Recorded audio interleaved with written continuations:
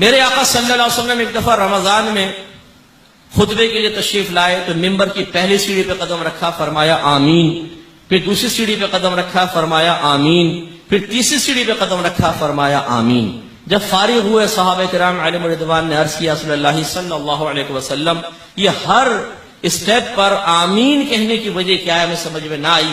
تو میرے آقا صلی اللہ علیہ وسلم نے ارشاد فرمایا کہ جب میں نے پہلے درجے پہ قدم رکھا تو جبریل امین میرے پاس آئے اور انہوں نے اس طرح دعا کی کہ ہلاک ہو جائے وہ شخص جو رمضان کا مہینہ پائے اور پھر بھی اس کی بخشش و مغفرت نہ ہو۔ تو میں نے کہا آمین۔ پھر جب میں نے دوسرے پہ قدم رکھا تو انہوں نے پھر دعا کی کہ ہلاک ہو جائے وہ شخص جو آپ اپنے ماں باپ میں سے کسی ایک کو، دونوں کو یا کسی ایک کو بڑھاپے میں پائے اور پھر ان کی خدمت کر کے جنت میں نہ جائے۔ تو میں نے فرمایا آمین۔ اور جب میں نے تیسرے اسٹیپ پہ قدم رکھا تو انہوں نے دعا کی کہ اللہ تعالیٰ ہلاک ہو جائے وہ شخص کہ جو آپ کا نام اقدس سنے، یا رسول اللہ آپ کا نام اقدس سنے اور پھر بھی آپ پہ درود پاک نہ پڑھے۔ تو میں نے کہا آمین۔ تو ذرا اب یہ توجہ رکھیے گا، اگر تو استقبال رمضان، اگر اس کی تیاریاں، اگر مجاہدات نفس، ان کا ترک صرف ہمیں فضیلتوں سے محروم کرتا تب بھی بہت بڑی بات تھی، بہت بڑا نقصان تھا۔ لیکن یہاں یاد رکھیے کہ اگر میں یوں کہوں کہ استقبال رمضان، اس کی تیاریاں اور مجاہدہ نفس فرض ہے، اس لیے کہ میرے آقا صلی اللہ علیہ وسلم نے بیان فرما دیا کہ جس کو رمضان کا مہینہ ملا اور پھر بھی اس کی بخشش و مغفرت نہ ہوئی تو وہ ہلاک ہو جائے۔ تو آپ سوچئے، جبریل امین دعا کر رہے ہیں، سرکار آمین کہہ رہے ہیں۔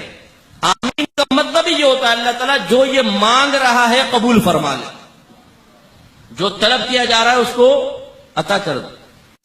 آمین استجب، قبول فرما۔ تو تمام فرشتوں کا سردار دعا کرے اور رسولوں کا سردار آمین کہے، اس دعا کے مقبول ہونے میں تو کوئی شبہ نہیں۔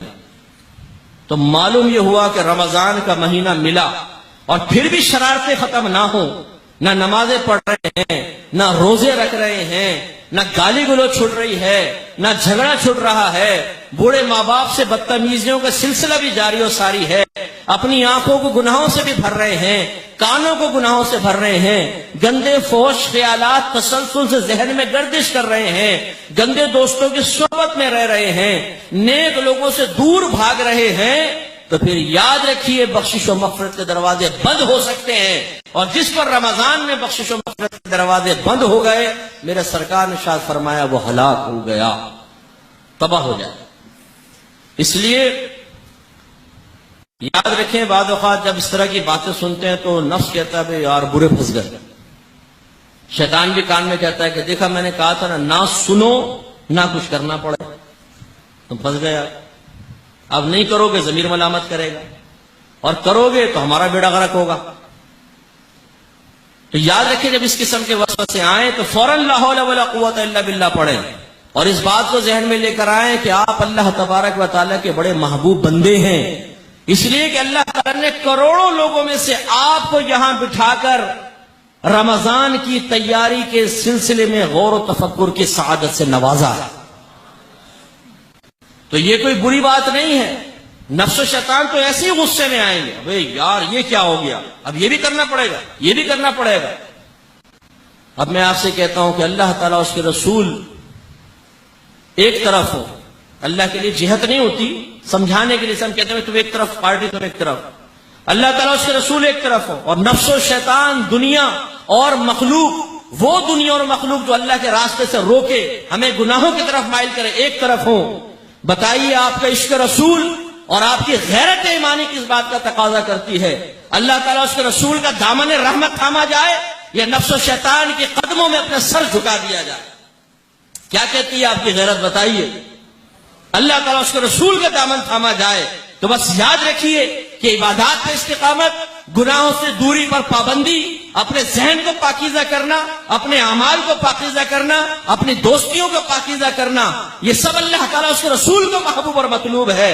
اور اس کے برعکس حرکات کرنا یہ گویا کہ نفس و شیطان کی غلامی کا پٹا اپنے گردن میں ڈالنا ہے۔ امتحان اب آپ کا ہے، فیصلہ آپ کو کرنا ہے۔ اور یاد رکھیں جو گھر کے سرپرست ہیں، صرف آپ ہی کو نہیں، آپ پر ذمہ داری ہے کہ اپنے گھر والوں کو بھی آپ اسی روش پر لے کر آئیں۔ اللہ تعالیٰ فرماتا ہے کہ وَأْمُرْ أَهْلَكَ بِالصَّلَاةِ وَاصْطَبِرْ عَلَيْهَا لَا نَسْأَلُكَ رِزْقًا نَحْنُ نَرْزُقُكَ۔ اللہ تعالیٰ فرماتا ہے اپنے گھر والوں کو نماز کا حکم دو اور خود بھی اس پر ثابت قدم رہو۔ ہم تم سے نماز کا سوال، ہم تم سے رزق کا سوال نہیں کرتے، رزق تو ہم تمہیں عطا فرمائیں گے۔ جیسے ماں باپ بولتے ہیں نا جی کیا کرے بچوں کو، جی کمانا بھی تو عبادت ہے، بچوں کو کھلانا بھی تو عبادت ہے۔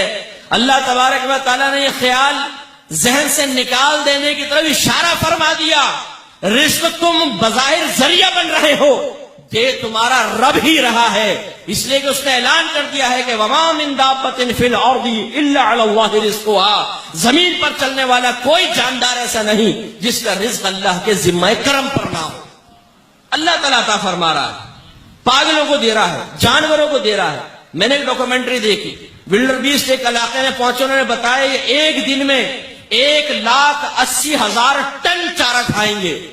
1,80,000 ٹن چارہ لا سکتے ہیں یہاں پر میں؟ میرا رب عطا فرما رہا ہے، پوری کائنات کو کھلا پلا رہا ہے، تو میرے رب نے رزق کا وعدہ کر لیا ہے، وہ تو ہمیں حکم ہے کہ ذریعہ اختیار کریں، ورنہ دینے والی ذات اللہ کی ہے۔ ہمیں مکلف بنایا ہے اپنے گھر والوں کو نماز کا حکم دینے کا، انہیں گناہوں سے بچانے کا۔ سرکار نے ارشاد فرمایا بچہ 7 برس کا ہو جائے نماز کا حکم دو، 10 برس کا ہو جائے تو مار کر نماز پڑھاؤ۔ 10 برس کا ہم کہتے ہیں کہ بچہ چھوٹا ہے سونے دو، کیسے سونے دیں؟ اٹھاؤ اور نماز پڑھاؤ، اس لیے کہ آپ کے نبی نے فرمایا بچہ 10 برس کا ہو جائے تو اس کو مار کر نماز پڑھواؤ۔ اس لیے گھر کے سرپرستوں کی ذمہ داری ہے رمضان سے پہلے ہی بریک لگائیں، گھر والوں کو کہہ دیں کوئی فلم نہیں، کوئی ڈرامہ نہیں چلے گا، بریک لگاؤ، رمضان آنے والا ہے، اس کی تیاری کرنی ہے۔ بیوی کہے گی میری قسط نکل جائے گی، بولو تیری قسط ہے، آج سے جنت نکل جائے گی، نامعقول، اپنے بچوں کی آخرت برباد کر رہی ہے۔ اور آپ بھی چھوڑ دیں فلمیں، ڈرامے، گانے باجے، رمضان کی تیاری کرنی ہے، رمضان کی۔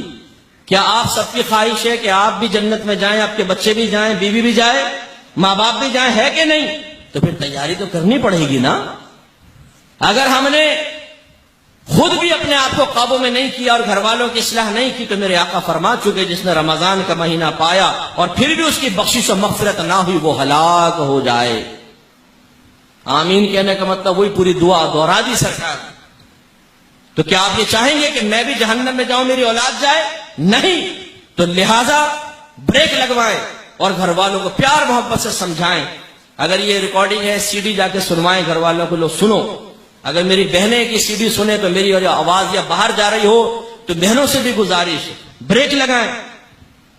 محلے کی ایسی عورتیں جو اپنے شوہر کی برائیاں آپ کے سامنے آ کے کرتی ہیں، ساس کے کارنامے بیان کرتی ہیں، نندوں کی برائیاں کرتی ہیں، ان سے فی الحال دور رہیں، ابھی سے بریک لگائیں، ورنہ یہ رمضان میں روزے رکھ کے ان کے پاس بڑا ٹائم ہوگا، پھر تو آ کے روزے برباد کریں گے۔